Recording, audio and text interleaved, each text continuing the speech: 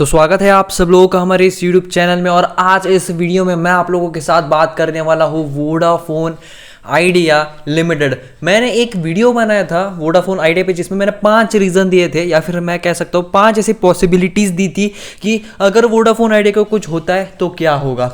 वो तो मैंने आप लोगों को दे दिया, पर अब बड़े बड़े ब्रोकरेजेस, बड़े बड़े फर्म्स ये दावा कर रहे हैं कि अगर वोडाफोन आइडिया को कुछ भी हो जाता है ना, तो इससे हम जैसे कस्टमर्स को, गवर्नमेंट को और पूरे टेलीकॉम इंडस्ट्री को बहुत बड़ा नुकसान हो सकता है। क्यों होगा, क्या होगा? अगर आपने वो वीडियो नहीं भी देखा होगा तो आज इस वीडियो में डिटेल में बात करने वाले हैं। इस वीडियो को आप एंड तक जरूर देखना। आप पहली बार हमारे चैनल पे आए तो इस वीडियो को एंड तक जरूर देखना और चैनल को सब्सक्राइब जरूर करना, ठीक है। आज अगर बात करें तो 8.28% का हमें अब देखने के लिए मिला है। 7.85 पे शेयर ट्रेड कर रहा है।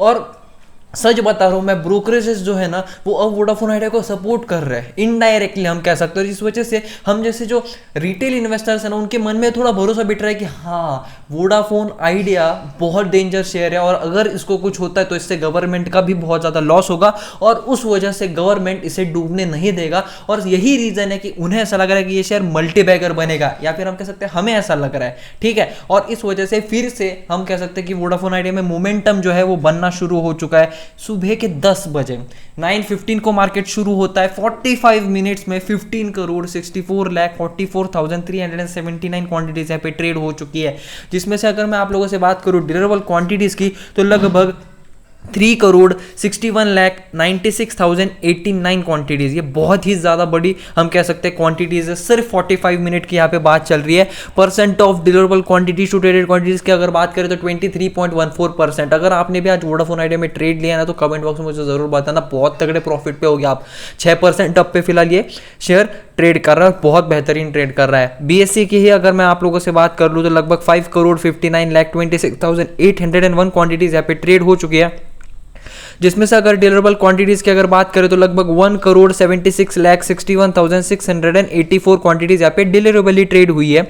और percent of deliverable quantities to traded quantities की अगर बात करें तो 31.58 देखने के लिए यहाँ पे मिल रहा है। और अब मैं आप लोगों के साथ इतने डिटेल में बात करने वाला हूँ ना, मतलब आपके जितने भी डाउट्स है सब क्लियर करने की कोशिश करूंगा आने वाले कुछ 6-7 मिनट में। तो देखिए अब वोडाफोन आइडिया कितना इंपॉर्टेंट रोल अदा करता है ना, ये आप लोगों को भी पता है, बस अभी तक ऑफिशियली हमें किसी ने नहीं कहा था, पर अब ऑफिशियली यहाँ पे आ चुका है कि centre relief could help Vodafone idea save 1 billion in annual outgo. अब ठीक है, ये तो हमने सुन लिया। अब नीचे देखिए, ये हमारे लिए इतना इंपॉर्टेंट नहीं है, पर rating agency ICRA warned that if VI doesn't survive and the sector became a duopoly, the tower industry would bear the brunt by way of heavy tenancy losses resulting in sharp decline in revenue and operating income। अभी इनका ऐसा मानना है, ICRA का ऐसा मानना है कि अगर वोडाफोन को कुछ हो जाता है तो इससे डिओपोली मार्केट में आ जाएगी और इससे जो ऑपरेटिंग रेवेन्यू है वो बहुत ज़्यादा कम हो जाएगा, इनकम बहुत ज़्यादा कम हो जाएगी। और इससे होगा क्या, इनडायरेक्टली आज जो हमें इतने सस्ते में इंटरनेट मिल रहा है ना वो बहुत ज़्यादा महंगा मिलेगा, बहुत ही ज़्यादा महंगा मिलेगा। ऊपर से होगा क्या, डिओपोली होगी मार्केट में, वो दुश्मन तो नहीं रह सकते, पूरे इंडिया में उन्हें नेटवर्क प्रोवाइड करना है और एक कोई कर नहीं सकता है। वो दोनों के लिए भी बहुत ज़्यादा मुश्किल है, इसलिए उनके कितने भी क्रॉस होना, कितने भी झगड़े होना, उन्हें दोस्ती करनी ही पड़ेगी, क्योंकि जब वो दोस्ती करेंगे तभी उनको अच्छा खासा प्रॉफिट होगा। अगर वो दोस्ती नहीं करेंगे या फिर वो डिओपोली एक नहीं होगी, एक ही अगर ज्यादा से ज्यादा एक्सपांड करने की कोशिश करेगा तो इससे हमारा ही नुकसान होगा, क्योंकि हमें नेटवर्क की जो स्पीड है वो बहुत ज्यादा बुरी मिलेगी। बहुत 2G 3G भी यहाँ पे मुश्किल से मिलेगी अगर बहुत ज्यादा यूजर्स आ गए सिर्फ उसी टावर पे, ठीक है। Rating agency ICRA warned that if VI doesn't survive and the sector became a duopoly, the tower industry will bear the brunt by the। अब देखिए ये मैं पढ़ चुका हूँ, ठीक है। अब मैं आप लोगों को यही बात करूँ, आई होप आपको क्लियर हो गया होगा। टावर्स लिमिटेड है, पहले क्या होता था, बहुत सारे ऑप्शंस रहते थे, इस वजह से टावर्स पे लोड नहीं आता था और हमें नेटवर्क स्पीड अच्छी मिल जाती थी। आज भी अगर देखो ना तो जियो को सिटी में इतनी अच्छी स्पीड नहीं मिलती है, एयरटेल को बहुत ज़्यादा बेहतरीन मिलती है, पर अगर आप गाँव में जाओगे ना तो आपको जियो में बहुत ज़्यादा स्पीड मिलेगी पर एयरटेल आपका वहाँ काम नहीं करेगा। और ये रियल प्रैक्टिकल है जो मैं खुद यहाँ पे फेस कर रहा हूँ और आप लोगों को भी यहाँ पे फेस कर रहे होंगे, ठीक है। तो वही मैं आप लोगों से कहना चाहता हूँ, जितने ज़्यादा टावर उतनी अच्छी सर्विस। पर फिलहाल अभी ना खुद जियो प्रिपेयर है ना खुद भारतीय एयरटेल प्रिपेयर है कि वो पूरे इंडिया का मतलब एक अकेला मिलके वो पूरे इंडिया को यहाँ पे दे सके, ठीक है। और जो ड्यूज है टेलीकॉम इंडस्ट्री पे वो भी कोई अकेला भर नहीं सकता है, इसलिए जियो और भारतीय एयरटेल को एक होना पड़ेगा। और अगर वो एक भी हो गए तो भी इसमें गवर्नमेंट का बहुत ज्यादा नुकसान है,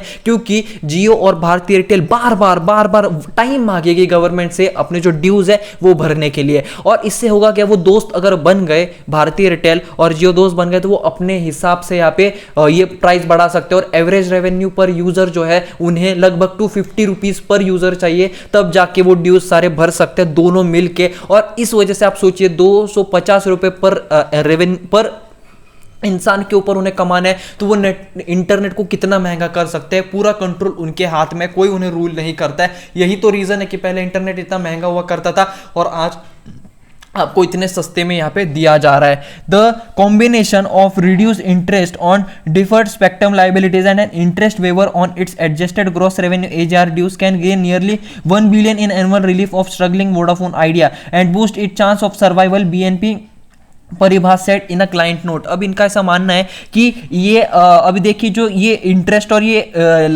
स्पेक्ट्रम लाइबिलिटीज वगैरह इनकी अगर बात करें तो इससे होगा कि 1 बिलियन का यहाँ पे गेन हो सकता है यहाँ पे वोडाफोन आइडिया को, और इस वजह से इनके जो चांसेस है वो बूस्ट हो सकते हैं यहाँ पे जिंदा रहने के। देखिए ये जो न्यूज़ है वो हमें बहुत बार सुनने के लिए मिलती है, तो मैं उसको इतना ज़्यादा इंपॉर्टेंस नहीं देना चाहूँगा, पर मेरा आप लोगों से कहने का सिर्फ इतना ही यहाँ पे मतलब है। आप खुद वीडियो स्टॉप करके ये पढ़ सकते, मैं पढ़ नहीं रहा हूं, क्योंकि इस वीडियो का मेन मकसद यही है कि पहले सब न्यूज़ वगैरह और नॉर्मल जो हम जैसे इन्वेस्टर्स है, हम जैसे जो यूट्यूबर से वही बता रहे थे, पर अब ऑफिशियली यहाँ पे किसी ब्रोकरेज ने, किसी फर्म ने, ICRA ने यहाँ पे कह दिया है कि अगर वोडाफोन आइडिया को कुछ होता है तो इससे डिओपोली मार्केट में आ जाएगी, और अगर डिओपोली मार्केट में आ गई तो वो अपने हिसाब से मार्केट को चलाएंगे। ऊपर से इसमें गवर्नमेंट का भी बहुत ज़्यादा नुकसान होगा, क्योंकि जो टेलीकॉम इंडस्ट्रीज पे ड्यू है, जो गवर्नमेंट को मतलब वापस चाहिए, जो पैसे है, जो पेनल्टीज वगैरह जितने भी वो जो अलग अलग जो फीस है, स्पेक्ट्रम फीस, लाइसेंस फीस, वो सब जो 10 साल बाद यानी कि 2030 में जो लेने वाली है गवर्नमेंट टेलीकॉम इंडस्ट्री से, एक्सपेक्ट कर रही है कि वो तब तक दे वो दे नहीं पाएंगे, और इससे सबसे ज्यादा नुकसान गवर्नमेंट का ही होगा। इसलिए गवर्नमेंट भी चाहती है कि वोडाफोन आइडिया को जिंदा रखना जरूरी है, क्योंकि बाकी सारे टेलीकॉम प्लेयर अब डूब ही चुके। 3 ही मेन हमें अभी फिलहाल है, VI, भारतीय एयरटेल और जियो, और मैक्स में आप किसी से भी पूछ लो, इन तीनों से अलग कोई भी अभी कार्ड आपको दिखाई नहीं देगा जिंदा मार्केट में, मुझे नहीं लगता कोई होगा। तो इस वजह से गवर्नमेंट भी चाहता है कि वोडाफोन आइडिया को जिंदा रखा जाए। वोडाफोन आइडिया जिंदा रहता है तो ही यहाँ पे गवर्नमेंट को भी एक रिलीफ मिलेगा कि हाँ, हमें भी हमारे जो ड्यूज है वो वापस मिल सकते हैं, और इससे हम जैसे कंज्यूमर्स का भी फायदा होगा कि जो इंटरनेट हम कह सकते हैं स्पीड भी एक नॉर्मल रहेगी, और जो प्राइजेस है वो भी हमें नॉर्मल ही देखने के लिए मिलेंगे। तो ये बहुत ज्यादा इंपॉर्टेंट वीडियो था। तो आज की इस वीडियो में सिर्फ इतना ही था। वीडियो पसंद है तो चैनल को सब्सक्राइब जरूर करो।